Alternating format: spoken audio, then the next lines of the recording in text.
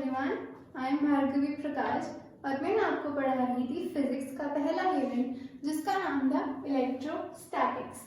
Electrostatics हमने शुरू किया था और पहली वीडियो में हमने ये जाना कि चार्ज क्या होता है, कहाँ से आया और उसके बारे में हमने और चीज़ें जानी, जैसे कि वो दो टाइप का होता है, यानी कि पॉजिटिव चार्ज और नेगेटिव चार्ज। इन्हीं सारे कंसेप्ट्स को हमने आगे यूज कर करके हम लोग कल के टॉपिक पर पहुंचे थे जो क्या था, चार्जिंग बाय इंडक्शन।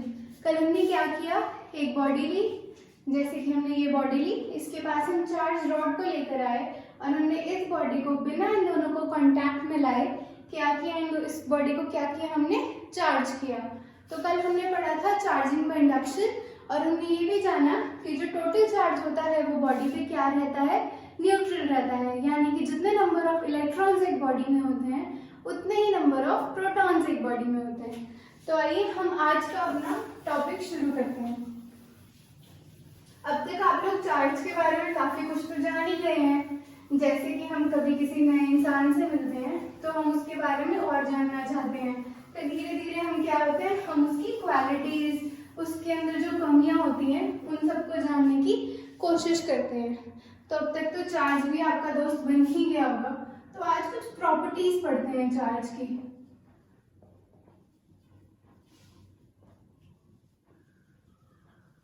हमें चार्ज के बारे में क्या करना है, थोड़ा सा और जानना है। तो पहली प्रॉपर्टी जो हमें चार्ज दिखाता है उसे हम क्या कहते हैं, क्वांटाइजेशन ऑफ चार्ज।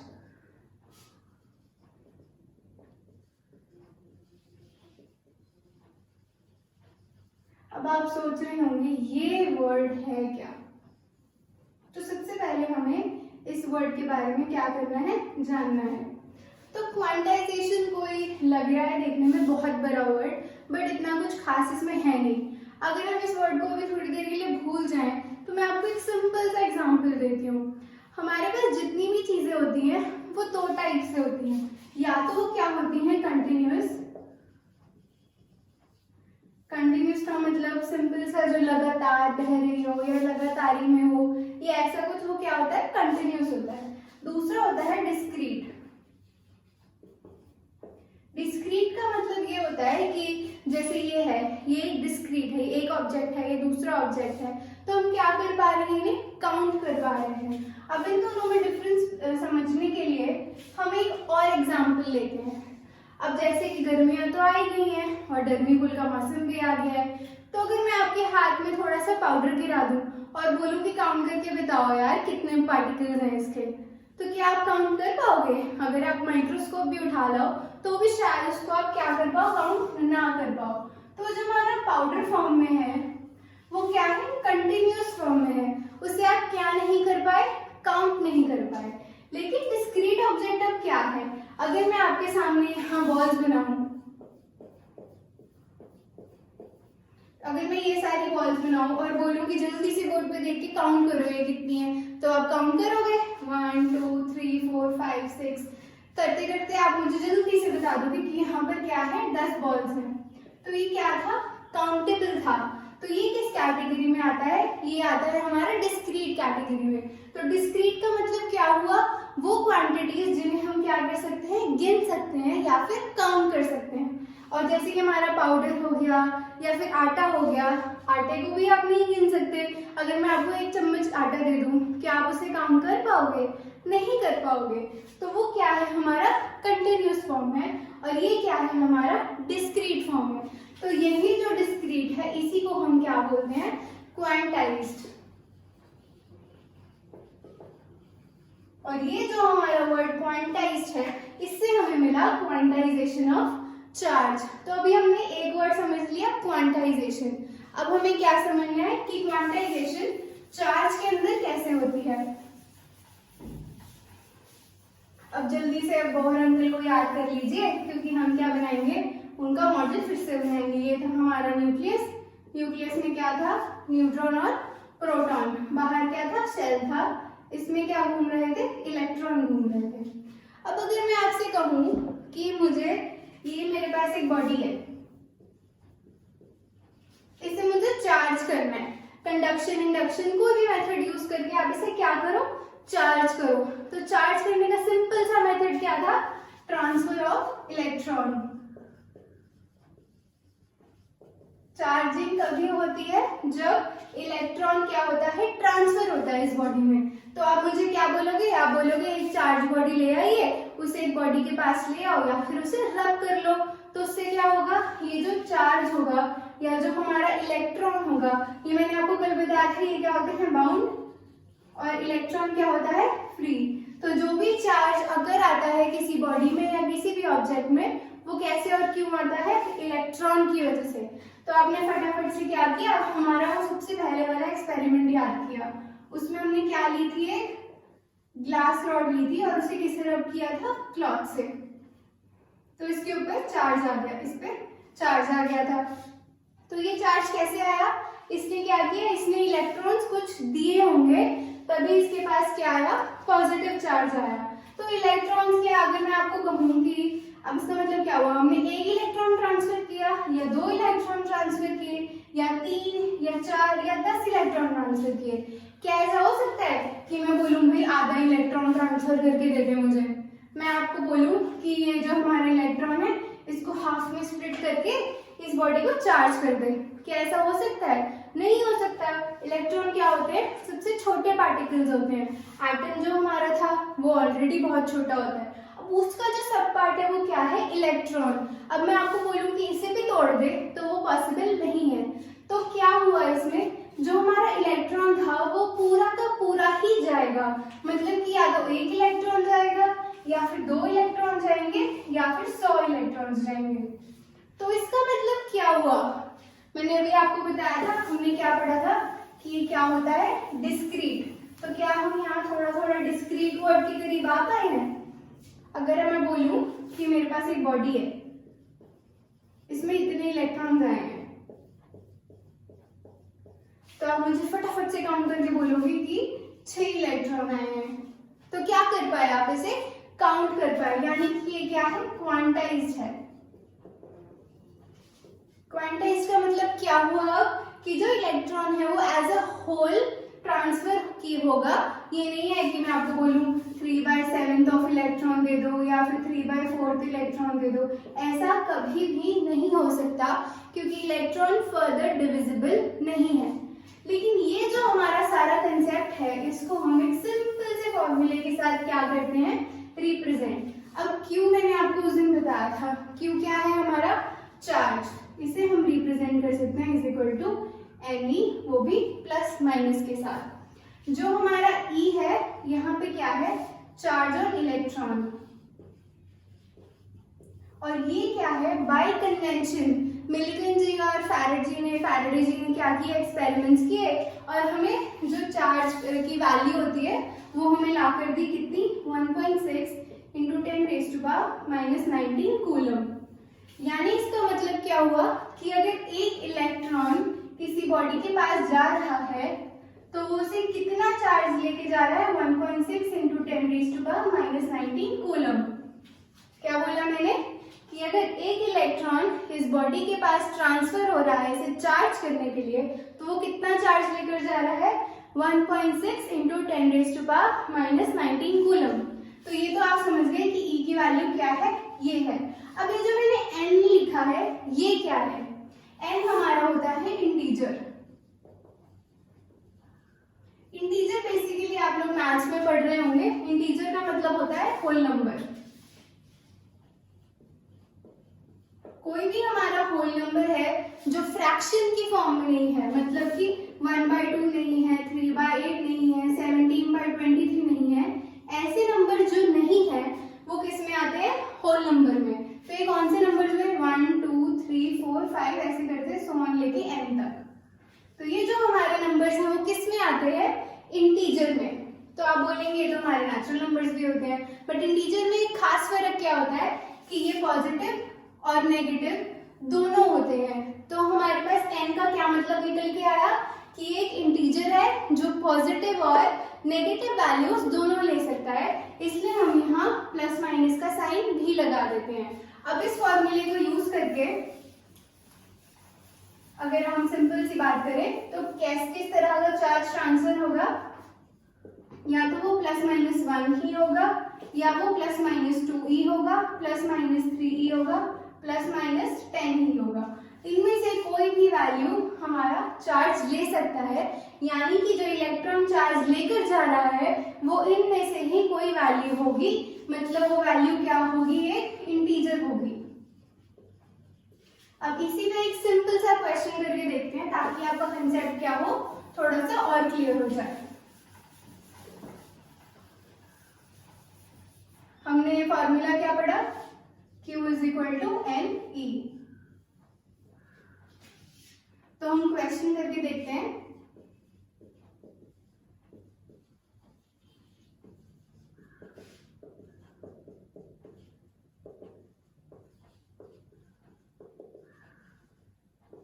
आप ये फॉर्मूला लगाएं और इस क्वेश्चन को थोड़ा सा सॉल्व करने की कोशिश कीजिए। हम यहाँ क्या करेंगे, ये फॉर्मूला लगाएंगे। आप चाहें तो वीडियो को पॉज करके इस फॉर्मूले की इस वैल्यू को पुट करने की थोड़ी कोशिश कर सकते हैं। मैं आपको थोड़ी सी हिंट दे देती हूँ। हमें इसमें निकालना क्या है, हमारे पास सबसे पहले हम क्या लिखते हैं, गिवन। हमें क्या चीज गिवन है, हमें क्या चीज गिवन है, चार्ज गिवन है। चार्ज क्या है हमारा, Q। Q कितना दिया हुआ है हमें, 5.8 इंटू 10⁻⁻18 कूलम। ठीक है, कितना चार्ज दिया हुआ है हमें, 5.8 इंटू 10⁻⁻18 कूलम। उसके बाद हमें क्या पता है, हमें पता है E की वैल्यू। E की वैल्यू कितनी बताई मैंने, 1.6 इंटू 10⁻⁻19 कूलम। अब आपके पास Q भी गिवन है और आपके पास E भी गिवन है। आप इन दोनों वैल्यूज को इसमें पुट कर सकते हैं और क्या निकाल सकते हैं, हमें क्या फाइंड करना है, हमें फाइंड करना है N की वैल्यू को। तो N कैसे निकल कर आएगा हमारे पास, N is equal to Q upon E। सही है, Q की वैल्यू कितनी दी हुई है हमें, 5.8 इंटू 10⁻⁻18 अपॉन 1.6 इंटू 10⁻⁻19। अगर आप इसे फटाफट से सॉल्व कर ले तो हमारे पास वैल्यू आएगी 36.25। अब ये जो 36.25 है, क्या है ये, एक इंटीजर, क्या ये एक इंटीजर है। इंटीजर मैंने आपको क्या बताया, क्या होता है, होल नंबर होता है। तो होल नंबर में ना ही डेसिमल आते हैं और ना ही फ्रैक्शंस आते हैं, तो ये क्या है, इंटीजर नहीं है। ये इंटीजर ना होने की वजह से हमारा क्या हुआ, रूल तो जो था क्वांटाइजेशन ऑफ चार्ज का, वो क्या हुआ, वायलेट हो गया। इसलिए हम कहेंगे कि ये वाला जो चार्ज है ये पॉसिबल नहीं है। क्या बताया मैंने, जल्दी से वापस रिवाइज करते हैं।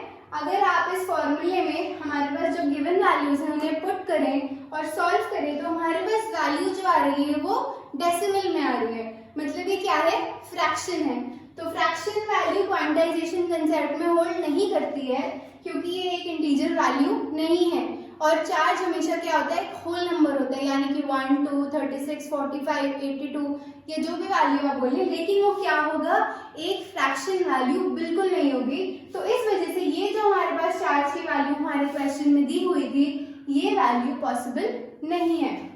तो हमने क्या किया, हमने एक और प्रॉपर्टी चार्ज के बारे में सीख ली, यानी कि हम चार्ज को थोड़ा सा और जान पाए। हमने क्या जाना, क्या होता है, चार्ज एक होल नंबर की तरह बिहेव करता है और हम चार्ज को पूरा का पूरा एज अ होल ट्रांसफर करते हैं, यानी कि 1 इलेक्ट्रॉन, 2 इलेक्ट्रॉन, 3 इलेक्ट्रॉन या 10 इलेक्ट्रॉन। अब दूसरी प्रॉपर्टी पढ़ते हैं हम चार्ज की।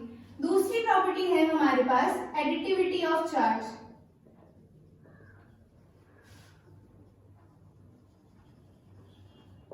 एडिटिविटी, जैसे कि हमने क्वांटाइजेशन को सबसे पहले समझा, तो हम सबसे पहले पढ़ेंगे एडिटिविटी।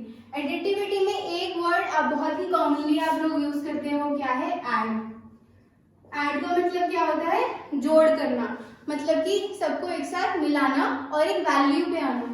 तो एडिटिविटी ऑफ चार्ज का मतलब क्या हुआ कि आप चार्ज को क्या कर सकते हो, ऐड कर सकते हो। इसका मतलब क्या हुआ, अगर मेरे पास 2e चार्ज है और एक 4e चार्ज है तो ये टोटल कितने बनेंगे, 6e। तो हमने क्या किया, सिंपली जो हमारे पास चार्ज की वैल्यू थी उन्हें हमने क्या किया, ऐड किया और हमारे पास एक टोटल वैल्यू आ गई। लेकिन जो चार्ज होता है हमारा वो पॉजिटिव और नेगेटिव दोनों होता है। जो नेगेटिव हमारा चार्ज होता है वो और जो हमारा पॉजिटिव चार्ज होता है वो प्रोटॉन कैरी करता है, लेकिन जो ट्रांसफर होता है वो सिर्फ इलेक्ट्रॉन का होता है। तो अगर आपको इसमें कोई नेगेटिव वैल्यू मिले, जैसे कि -2e + 2e + 6e -4e, तो आपके पास टोटल जो वैल्यू आएगी वो आएगी 2e, इससे कट जाएगा और 6 - 4 हमारे पास क्या होता है 2e। तो जो टोटल चार्ज आया हमारे पास क्या आया 2e के इक्वल आया। बहुत ही सिंपल सा कंसेप्ट है, इसमें कुछ उलझने वाली बात है नहीं। और इससे हमें एक बात और पता लगी, जैसे कि हमारा चार्ज है ये क्या है, एक स्केलर क्वांटिटी है। जैसे कि आप जानते हैं दो तरह की क्वांटिटीज होती हैं, एक होती है स्केलर क्वांटिटी और दूसरी होती है हमारे पास वेक्टर क्वांटिटी। जो स्केलर क्वांटिटी है इसके पास क्या होती है, क्या डिफरेंस होता है, इसमें सिर्फ मैग्नीट्यूड होता है और इसमें क्या होता है मैग्नीट्यूड प्लस डायरेक्शन होती है। तो चार्ज के बारे में हम तब से पढ़ते आ रहे हैं, हमने ये देखा है कि अभी तक क्या हुआ, वैल्यू थी 2e थी, 4e थी, 100e थी। तो ये क्या है, ये मैग्नीट्यूड है चार्ज के। यहाँ पर कहीं भी हमने डायरेक्शन की बात नहीं की, मैंने कभी नहीं बोला कि दो इलेक्ट्रॉन जो है नॉर्थ डायरेक्शन में गया या साउथ डायरेक्शन में गया या ईस्ट डायरेक्शन में गया या वेस्ट डायरेक्शन में। हमने किसकी बात की है, सिर्फ मैग्नीट्यूड की बात की है। तो चार्ज हमारा क्या है, स्केलर क्वांटिटी है। ठीक है, अब आगे एक और प्रॉपर्टी के बारे में डिस्कस करते हैं।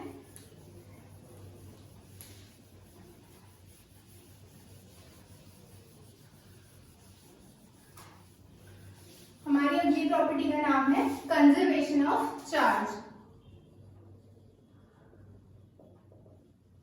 कंजर्वेशन वर्ड कहां से आया अब हमारे पास, वापस से हम पढ़ाएंगे कंजर्व पे।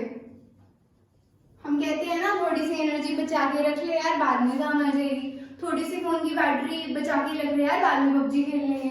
तो कंजर्व का मतलब क्या है, बचा के रखना।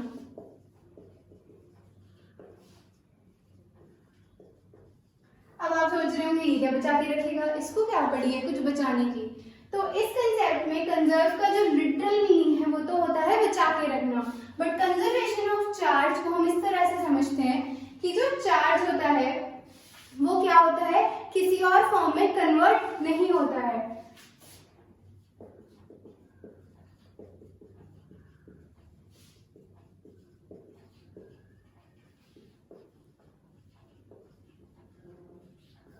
यानी कि क्या होता है, ये किसी और एनर्जी के फॉर्म में या रेडिएशन के फॉर्म में, ऐसी किसी भी फॉर्म में चार्ज क्या होता है, कन्वर्ट नहीं होता है।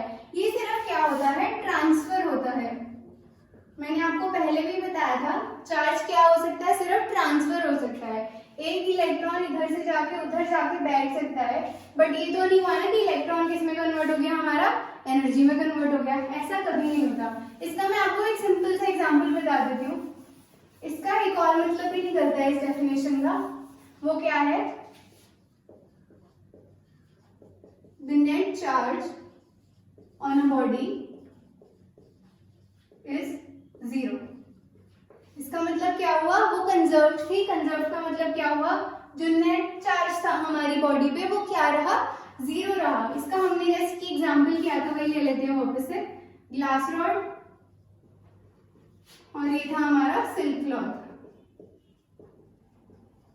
हमने इनको रब किया था तभी चार्ज ट्रांसफर हुआ था। अब इनिशियली हमने कुछ नहीं किया, ये हमारी ग्लास रॉड है, ये हमारा कपड़ा है मान लीजिए, ठीक है।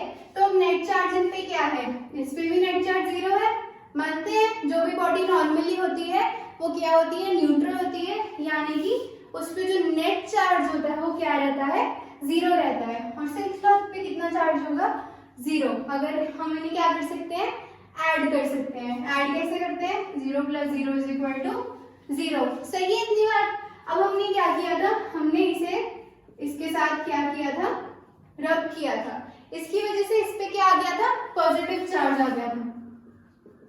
और इसने उतने ही क्या लिए होंगे, नेगेटिव। इसने क्या किया, अपने इलेक्ट्रॉन्स खो दिए थे, मतलब कि इस पे कुछ प्लस क्यू चार्ज आया, और इसने इलेक्ट्रॉन्स ले लिए थे, मतलब कि इस पे क्या आया, कुछ माइनस क्यू चार्ज। ये भी मैंने आपको बताया था कि जितने चार्ज इसको देगा उतने ही ये लेगा।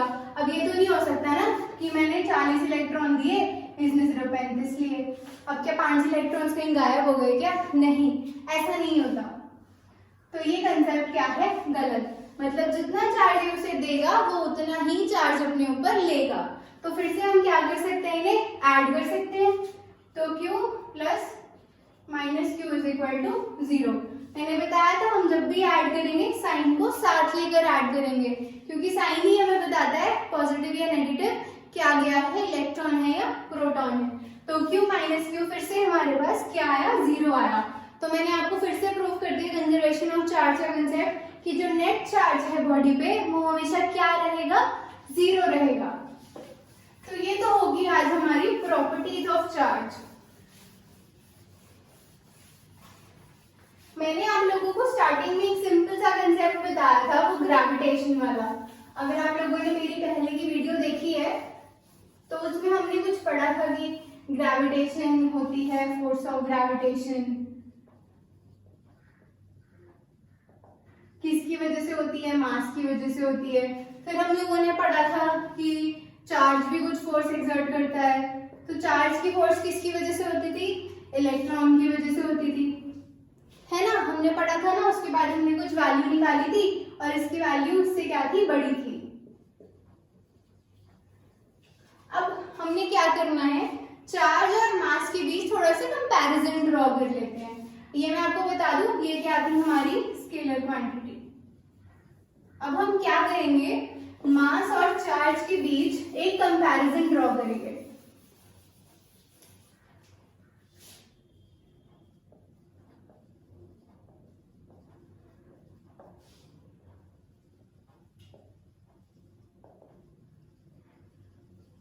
कंपैरिजन मतलब करना क्या होता है? कंपेयर करना। जैसे घर में करते हैं ना, छोटे वाला तेरे से ज्यादा इंटेलिजेंट है, बड़े वाला कुछ कर नहीं रहा है, तो हम क्या करते हैं? कंपेयर करते हैं। तो अब हम वही करेंगे मास और चार्ज के बीच में। अब तक आप चार्ज के बारे में तो बहुत कुछ जान गए हैं, और मास तो हमारी फंडामेंटल क्वांटिटी होती है। इसके बारे में आप लोगों ने पहले भी बहुत कुछ पढ़ा होगा। तो हम चलेंगे चार्ज से और फिर कंपेयर करते रहेंगे मास के साथ। सबसे पहले हमने चार्ज के बारे में क्या पढ़ा? क्या होता है चार्ज में? क्या हो सकती है इसकी? ये पॉजिटिव वैल्यू भी रख सकता है, नेगेटिव वैल्यू भी रख सकता है, जीरो वैल्यू भी रख सकता है। हाँ कि ना? रख सकता है ना? चार्ज क्या होता है? पॉजिटिव होता है, अभी बताया मैंने। फिर माइनस क्यू रख सकते हैं। ये क्या होता है? नेट चार्ज बॉडी पे क्या रहता है? 0 रहता है, अगर उसमें कुछ चार्ज है ही नहीं। मास का भी देखिए 0 होता है, नहीं होता। मास क्या होता है? हमेशा पॉजिटिव रहता है। मास एक ऐसी क्वांटिटी है जो हमेशा क्या रहेगी? पॉजिटिव। अब ये है, इसका कुछ मास है, 0 तो नहीं हो सकता ना। 0 का मतलब क्या हुआ? कुछ एग्जिस्ट ही नहीं कर रहा। चाहे वो वैल्यू बहुत ही कम हो, लेकिन मास की वैल्यू हमेशा क्या होगी? पॉजिटिव होगी। अब दूसरा पॉइंट सोचिए फटाफट, क्या हो सकता है? जो चार्ज है हमारा, ये वेलोसिटी से इसका कोई लेना देना नहीं है। क्या मतलब हुआ इसका? जो चार्ज है इस पे वेलोसिटी का कोई असर ही नहीं है। सिंपल सी बात है। अब ये तो नहीं था ना कि मैं बहुत स्पीड से बॉल फेंक रही हूँ तो जाके वो चार्ज होगी, या मैं बहुत स्पीड से रब कर रही हूँ तो कुछ फर्क पड़ जाएगा चार्ज को। चार्ज को कोई फर्क नहीं पड़ना चाहिए, किससे? वेलोसिटी से। तो इसका मतलब क्या हुआ? Charge is not affected by velocity. लेकिन मास को बड़ा फर्क पड़ता है। इसका एक फॉर्मूला होता है हमारे पास।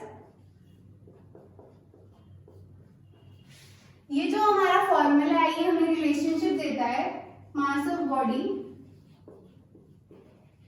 और वेलोसिटी के बीच में। जो हमारा c है यहाँ क्या है? Speed of light. और ये जो m नॉट है हमारा, ये क्या है? Mass of body at rest.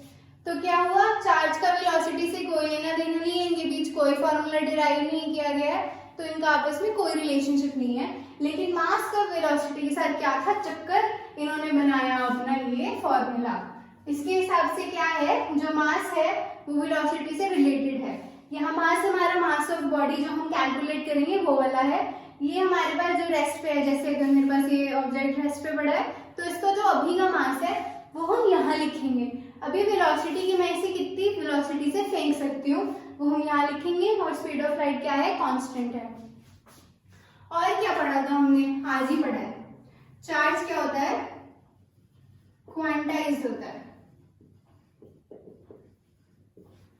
Charge क्या होता है? क्वांटाइज्ड होता है। लेकिन मास के बारे में क्वांटाइजेशन कंसेप्ट अभी तक आया ही नहीं है। किसी ने अब तक ऐसा कुछ भी प्रूव नहीं किया है, ना कोई ऐसा एक्सपेरिमेंट हुआ है जिसमें ये कहा जा सके कि मास क्या है? क्वांटाइज्ड वैल्यू है। तो हमने क्या 3 कंपैरिजन इन दोनों के बीच में कर लिए। और क्या कंपैरिजन हमने आज क्या पढ़ा? थोड़ा सा सोचिए। मैंने आपको अभी ग्रेविटी का थोड़ा सा बताया था, उसमें से हमारा क्या होता है, एक और पॉइंट निकल आता है। जो हमारी फोर्स ऑफ अट्रैक्शन होती है चार्ज के बीच, वो क्या हो सकती है? पॉजिटिव भी हो सकती है, नेगेटिव भी हो सकती है। कैसे हो सकती है? क्या होता है, जो लाइक चार्जेस होते हैं वो क्या करते हैं? रिपेल करते हैं। और जो अनलाइक चार्जेस होते हैं वो क्या करते हैं? अट्रैक्ट करते हैं। इन दोनों के बीच बड़ा प्यार होता है, तो ये क्या करते हैं? अट्रैक्ट करते हैं। और इनके बीच बड़ी नफरत है, तो ये क्या करते हैं? एक दूसरे को धक्का मार के हटाते हैं। लेकिन मास क्या होता है? मास सिर्फ अट्रैक्ट करता है। इसलिए हम ग्रेविटेशन को फोर्स ऑफ अट्रैक्शन का नाम देते हैं, ना कि फोर्स ऑफ रिपल्शन का। ऐसा कभी हुआ है कि आप चल रहे हैं और अर्थ ने आपको धक्का मारा हो? नहीं हो सकता, क्योंकि मास हमेशा क्या होता है? अट्रैक्ट होता है। मास कभी भी किसी दूसरे मास को रिपेल कर ही नहीं सकता। लेकिन चार्ज जो कि ऑपोजिट सेम चार्ज साइन के हैं, वो क्या करते हैं? एक दूसरे को रिपेल करते हैं। थोड़ा सा और सोचिए, एक आधा और पॉइंट इसमें बन सकता है। क्या बन सकता है? हाँ, जो चार्ज है